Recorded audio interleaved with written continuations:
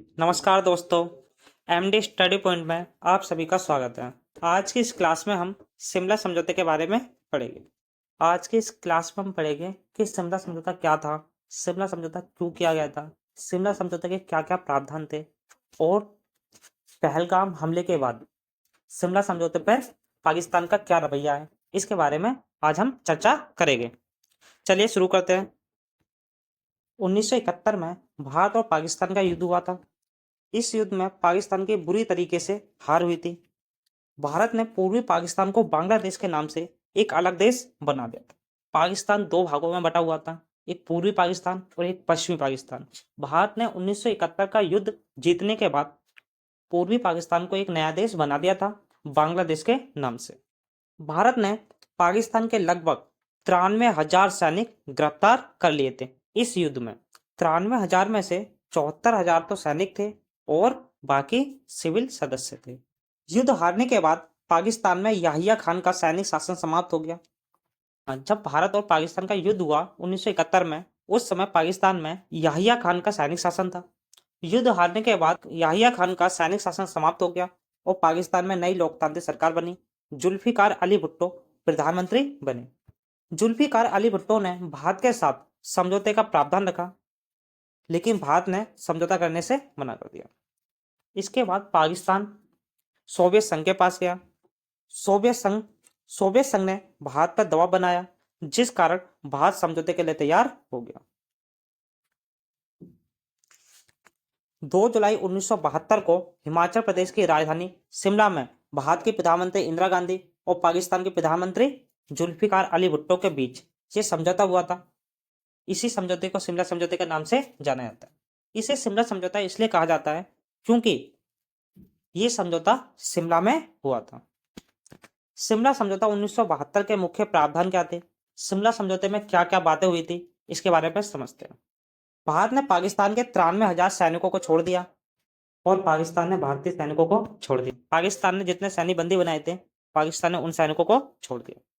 भारत और पाकिस्तान ने तय किया कि भविष्य में वे अपने सभी विवादों को शांतिपूर्ण बातचीत से सुलझाएंगे। दोनों देश एक दूसरे की सीमाओं और संप्रभुता का सम्मान करेंगे। कोई भी देश एक दूसरे के क्षेत्र में दखलंदाजी नहीं करेगा।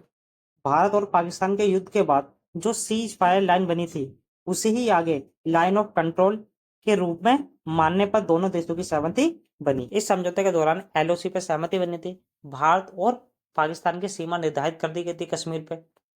भारत और पाकिस्तान ने तय किया कि भविष्य में किसी भी विवाद को हल करने के लिए कोई तीसरा देश जैसे संयुक्त राष्ट्र संघ या अन्य देश बीच में नहीं आएंगे। केवल सीधी बातचीत से ही समस्या सुलझाई जाएगी। व्यापार, संस्कृति और अन्य क्षेत्रों में भी संबंधों को सुधारने की कोशिश की जाएगी। ये सभी प्रावधान बने थे शिमला समझौते के दौरान। पाकिस्तान द्वारा शिमला समझौते का उल्लंघन। पाकिस्तान ने शिमला समझौते का कई बार उल्लंघन किया है। इनके बारे में चर्चा करते हैं। पहला है कश्मीर मुद्दे को अंतर्राष्ट्रीय स्तर पर उठाना। शिमला समझौते में तय हुआ था कि भारत और पाकिस्तान सभी विवादों को आपसी बातचीत से सुलझाएंगे, किसी भी तीसरे पक्ष को बीच में नहीं लाएंगे। लेकिन पाकिस्तान ने बार बार कश्मीर मुद्दे को संयुक्त राष्ट्र संघ और अन्य अंतर्राष्ट्रीय मंचों पर उठाया, जिससे पता चलता है कि पाकिस्तान ने शिमला समझौते का उल्लंघन किया था। सीमा पर लगातार घुसपैठ और संघर्ष। शिमला समझौते में तय हुआ था कि दोनों देश लाइन ऑफ कंट्रोल एलओसी का सम्मान करेंगे, लेकिन पाकिस्तान ने एलओसी पर बार बार सीज फायर का उल्लंघन किया है, आतंकवादियों की घुसपैठ कराई है और फायरिंग भी कराई है, जो समझौते के खिलाफ था। कारगिल युद्ध 1999 में। कारगिल युद्ध में पाकिस्तान ने भारतीय क्षेत्र में चुपचाप घुसपैठ कराई और पहाड़ी इलाकों पर कब्जा कर लिया था। यह शिमला समझौते का सबसे बड़ा उल्लंघन माना जाता है, क्योंकि समझौते में एलओसी को स्थायी माना गया था और सैन्य गतिविधियों से बचने की बातचीत कही गई थी। समझौते में कहा गया था कि दोनों देश एक दूसरे पर आक्रमण नहीं करेंगे, लेकिन पाकिस्तान ने 1999 में भारत पर आक्रमण करके शिमला समझौते का उल्लंघन किया था। आतंकवाद को बढ़ावा देना। शिमला समझौते की भावना थी भारत और पाकिस्तान शांति और दोस्ती बढ़ाएंगे, लेकिन पाकिस्तान ने भारत में आतंकवादी गतिविधियों जैसे 1993 में मुंबई बम धमाके, 2001 में संसद हमला, 2008 में मुंबई हमला का समर्थन किया, जो शांति प्रक्रिया के खिलाफ था। इन सभी चीजों से पता चलता है कि पाकिस्तान ने कई बार शिमला समझौते का उल्लंघन किया।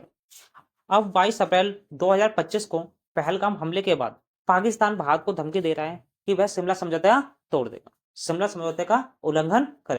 लेकिन पाकिस्तान तो बहुत पहले से शिमला समझौते का उल्लंघन करता आ रहा है, अब वो पता नहीं किस चीज की धमकी दे रहा है। आज की क्लास में बस इतना ही। अगर वीडियो पसंद आई हो तो वीडियो को लाइक कर देना और चैनल को सब्सक्राइब कर देना।